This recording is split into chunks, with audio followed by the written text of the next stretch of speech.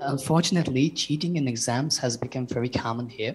Even brothers who appear to be practicing with full beards and other acts, even they seem to neglect this prohibition. Could you give us all a reminder, inshallah? First of all, don't be deceived by the looks, because the looks can give you an indication, not necessarily the reality. Secondly, no one is perfect and no one is infallible. Only the prophets and messengers, peace be upon them, are infallible. All the rest may make mistakes. So don't judge people by a mistake or more they had committed. Thirdly, we have to weigh the pros and cons. A person who looks practicing, has a good beard, wears his trousers above the ankles, prays 5 times in the first row in the masjid, memorizes a great chunk of the Quran, gives in charity, gives da'wah, gives reminders, does his level best to become a practicing Muslim, but he has flaws and shortcomings. Welcome to the club. Aren't we all this type of man? And this is why, subhanallah, when Allah Azza wa Jal mentions the name of the prophets and messengers in Surah Al-An'am, if I'm not wrong, He mentions a great deal of them. At the end he says, أُولَٰئِكَ الَّذِينَ هَدَى اللَّهُ فَبِهُدَاهُ مُقْتَدِهِ. Those, O Muhammad, whom Allah guided, so upon their guidance you should follow. The Prophet was not commanded to follow them personally, rather to follow their guidance. Why? Because their guidance is totally perfect. They themselves are humans. So there might be something that we're not requested or required to follow.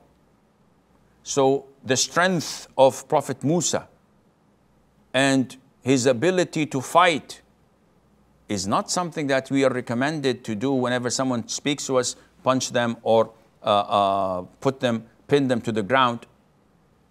And this means that if we were to ponder and reflect upon this ayah, we will understand that if a person is an imam of a masjid, it doesn't mean that if he did something small that is wrong or sinful, that we should stop praying behind him. It's not 100% or 0%. There are shades of gray that we have to look into. We have to be fair. So if these students are trying their level best to practice, they stay away from free mixing with women, they lower their gaze, they try to read the Quran, but they fall weak. This is sinful. We do not endorse or condole this or take it for granted. We say this is sinful.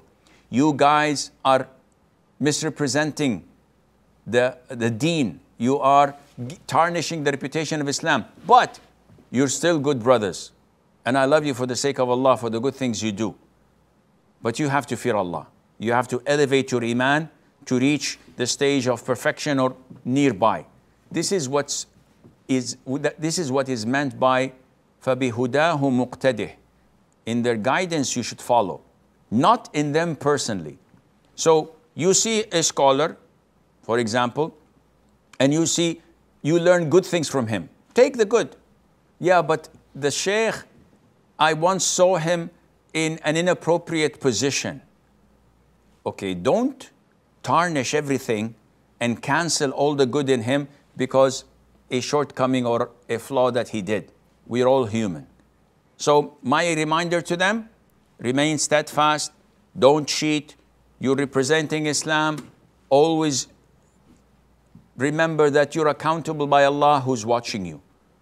And my advice to you and the likes of you, ignore their flaws and shortcomings and focus on the good things that they have. Give them a reminder every now and then, and also pray to them when you are in sujood and at the times of prayers when they are answered, and Allah is most forgiving, most merciful.